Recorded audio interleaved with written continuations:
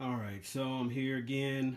Um, just like the few projects I've just started or completed, I feel like my skill level has gotten better, and therefore my eyes have gotten better as far as the type of detail that I like on the layout.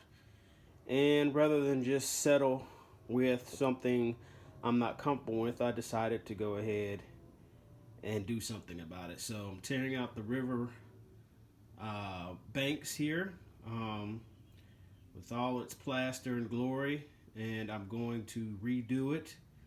I have some ideas, but I do know that part of this phase or this time through, I want to have some of the embankments that are just solely green with foliage and not all of it to be rock, though there will be some rock.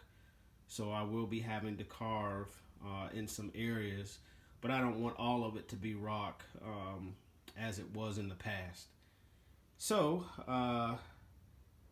let me go ahead and finish cleaning this mess out, and I'll get back with you. All right, you're still with me. Thank you for that. So, what have I been doing? Well, the first thing I did was on each side of the river. You see now there's more of the bare bench work. That was a fast attempt to get some greenery down for an open house that I had for the layout, and I knew it wasn't going to stay there. If anything, I was going to put uh, some more ground foam or something over it. But I just decided to go ahead and wipe all of that out and start fresh. And plus, I didn't want it in a way as I was putting the plaster cloth down. So, speaking of plaster cloth, as you can see, I've done that all the way out to the edge of the bench work. Completed that. I did shape some of the foam that's under the plaster cloth. A little bit more creative than I was the last time. Like here on the right, there's a little ledge. Here, right on the left, there's another one. And then also, I decided to put a little dirt walkway uh, down to the river for some people to go down and just kind of put their feet in the water. I don't think it'll be the cleanest river since it's by the railroad tracks and possibly some industry of some sort. So, but it's okay to go down and uh, on a hot day and just kind of put your feet in, or maybe get on a little boat or something. So, um, right here in front of you on the left, uh, that's going to be an area where I'm going to carve some rock or do a rock mold. I think that would be a nice effect. I had thought about kind of a waterfall, but I don't know at this point. But I do know I want to have a rock cut there. I think that'll be kind of neat. So we'll see how it goes.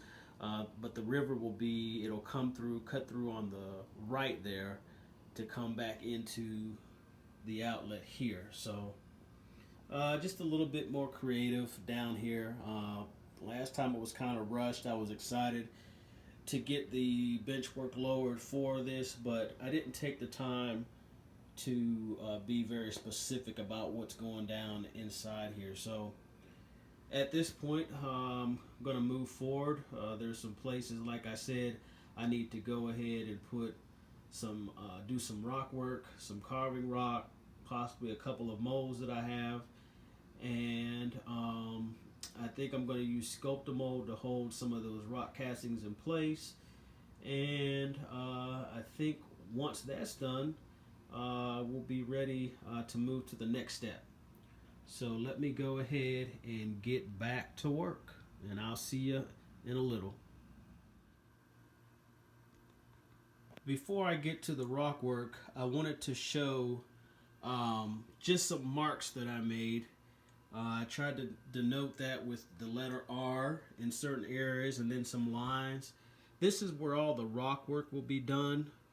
It's very important that you know exactly where you want to put your rock work, unless it's completely over all of the plaster cloth where you can not worry about it. You just want to make sure you cover those areas that you plan to do the rock work on. Just know where they're going to be, because once you get into doing your rock work, it's kind of like you're in a zone.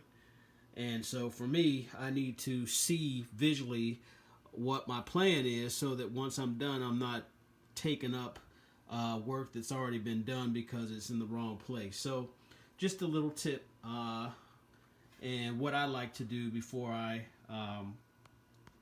go to work with the plaster. All right, I will be back. So we're back again with all rock carving and rock work completed. So let's take a look at see what we did. So right here on the left, that was a section of a rock mold that I had. So we went ahead and put that in to start the rock valley. And then right behind it, here's some rock carving yours truly did, as well as on this side. And on the section I showed you, that's right in the middle of the river, that's also some carving I've done. And as we go in further, we see more rock work done in the form of mold work all the way in the back. I'm going to go into the layout so I can give you a better perspective.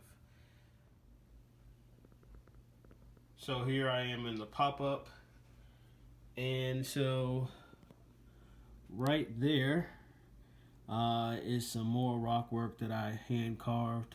Probably will not see it, but since I was back here, I went ahead and done it. And this is also an angle where pictures may be taken or video footage, so in that event that will be seen. Also right in here, I hope that you get a good angle of that rock work right along the banks there. And then also right before the underpass, there's some more rock work. And then all the way back here where the stone arch bridge will be, I did some carving as well, because though nobody, the average viewer will not be back this far, you should be able to see under the underpass, and this section is directly under where the stone arch bridge will be. So that was messy, as always is with plaster, but it's complete. So the next thing on the agenda for this area is to go ahead and start painting some rock. Not sure what colors I want to go with yet. So many options. So I'm gonna do some research and look at some areas by rivers with rock work and come up with a plan. So let me get to work, and I again will be back. In my haste and overview of the rock work, I forgot to mention over the rock work and along the river, I did add some sculptor mold, as you can see right here, to fill in some of the gaps between the bench work and the rock work, as I did right there as well. Nice smooth surface, and a little bit on the edge here, you can see. So that is so there's not a gap between where the rock work ends and where the bench work is, or between the plaster cloth, I should say. There were quite a few large gaps, so didn't want that there. So yeah, I just wanted to make mention of that. Okay, I'm back. Not with what you expected to see on this segment, because there is no painted rock, but I went ahead after the last segment and I built up each side of the riverbed, as you can see, and I did that with some scrap foam I had laying around that I knew eventually I would use. All the modelers out there know how that goes. And I also used more Sculptamold on the edges, just to round them out, like right here. I don't know how clearly you can see that. And also on the other side. But I did that, of course, above all of the rock work, but to blend the the foam into the rest of the scenery along the riverbanks. There were a lot of places where there were little gaps, so I just said I'm going to do the whole thing just to make it all smooth out. This is probably one of the messiest jobs I had, between the carving of the styrofoam and little white snow-like material floating everywhere. And then, of course, working with any type of plaster or Sculptamold or something like that. You know, it's always messy. So I hope that it all works itself out, and all the time I put in to not only doing it but cleaning up the mess will pay off. The main reason that I did that on the sides is because prior to redoing this area, it was ground foam, and I experimented with putting some trees along the river. And most of my trees have these either nails or some type of protrusion out the bottom of them so that you can install them easily. Well, with having bare bench work, you have to cut holes into the wood, the bench work, to install them. So I wanted to avoid doing that as much as possible. So that's why I decided to put, at least in this area, as well as along the length of the yard and some area over here, I just decided to go ahead and use foam to make, at least in that particular area, the installation of those trees a little bit easier. And I'll probably do that in some other areas, especially where I plan to have several trees at. It just makes it easier. Not a concept that is not used by other modelers, so it's nothing new, but just decided to make use of the technique on my layout. So with that being said, it should be time for the painting of the rock. So let me go ahead and finally get some work done with that. Alright, so we are back with some progress on the coloring of the rock. Finally completed it. Took a bit of time to get the effect that I wanted, but I think we're there. For me, I never really know till I have the contrast around it with the green and grass and all that stuff. But I think it turned out pretty good. So let's take a closer look.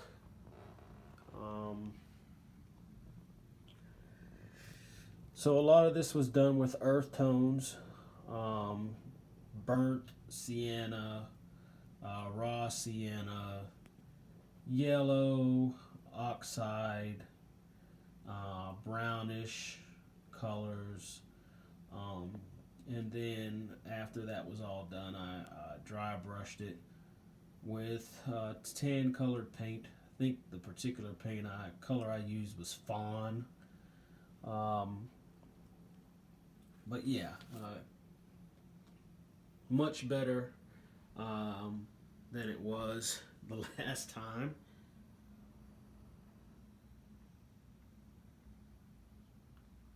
This is the opening. I still have to, I decided to go ahead and take that sculpt mold from where I had it with the rocks. I just didn't like it.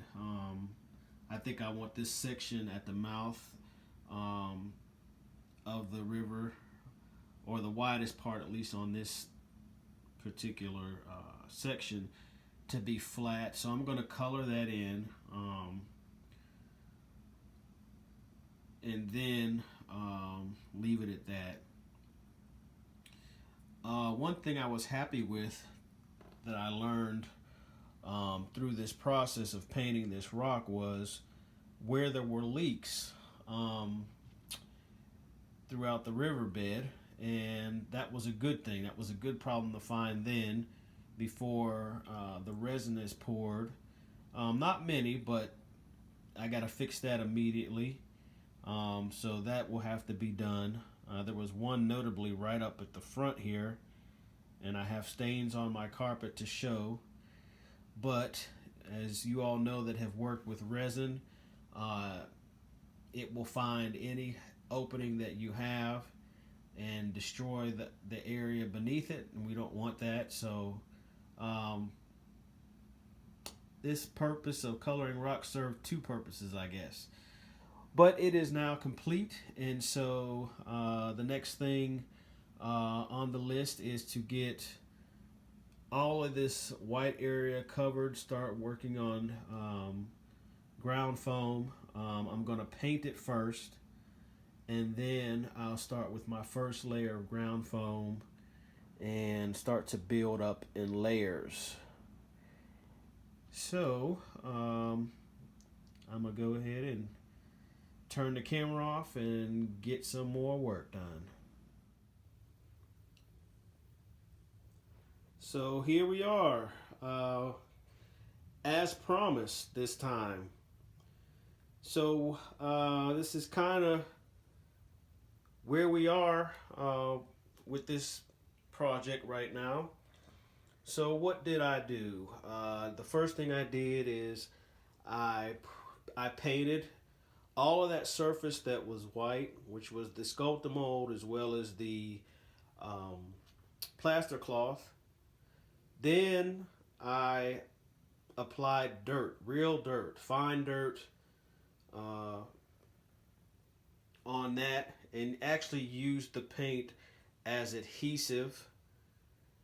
And then I started to apply different textures, everything from grass mats. As you can see, if you look really close, everything is not the same color as is in nature. So some grass mats, static grass, there's even ground foam throughout.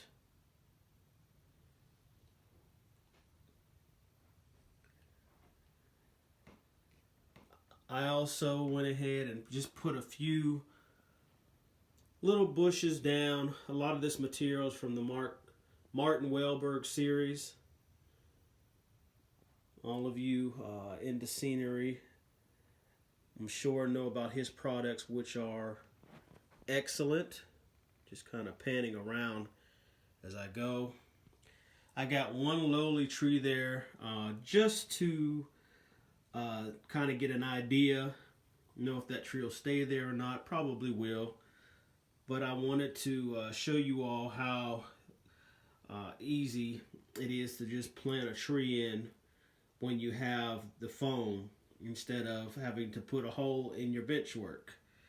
Sometimes that's unavoidable, but I try to use that as much as possible. Plus, it helps to take away the flatness of your bench work.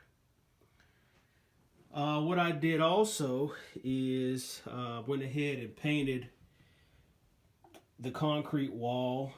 It was a grayish color, which was fine, but I went ahead and did it to look like concrete. I want to get another angle of that, so I'll get that in just a bit. And as far as the riverbed, I went ahead and used some river sand, some rocks. If you look closely, I have some roots coming out the side to simulate tree roots and that kind of thing that grows out of the soil near a waterway. And I completely covered the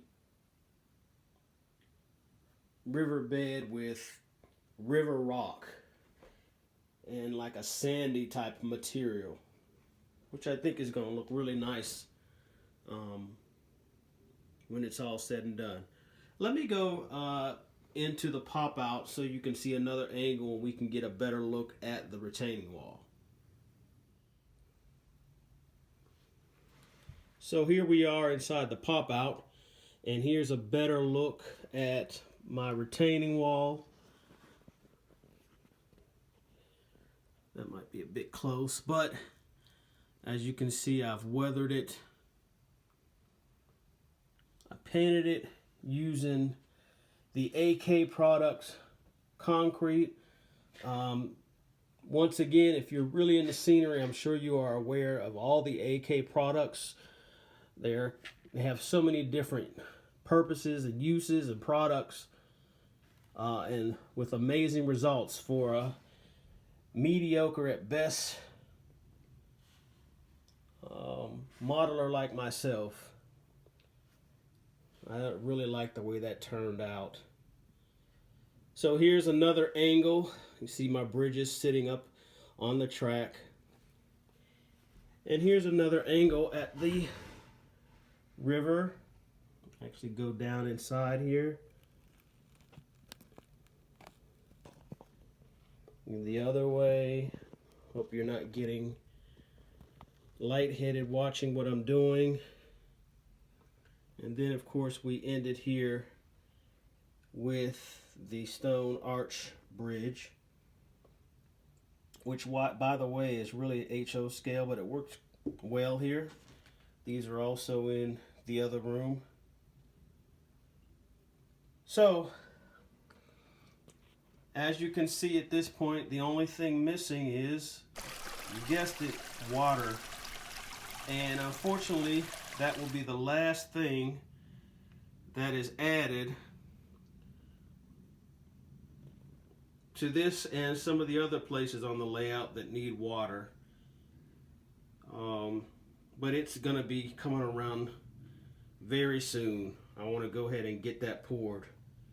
So when I get it poured, I'll have another episode with that and possibly the other areas on the layout that have water or need water. So thank you so much for taking the time to be with me on this journey with creating my river, and I will see you next time.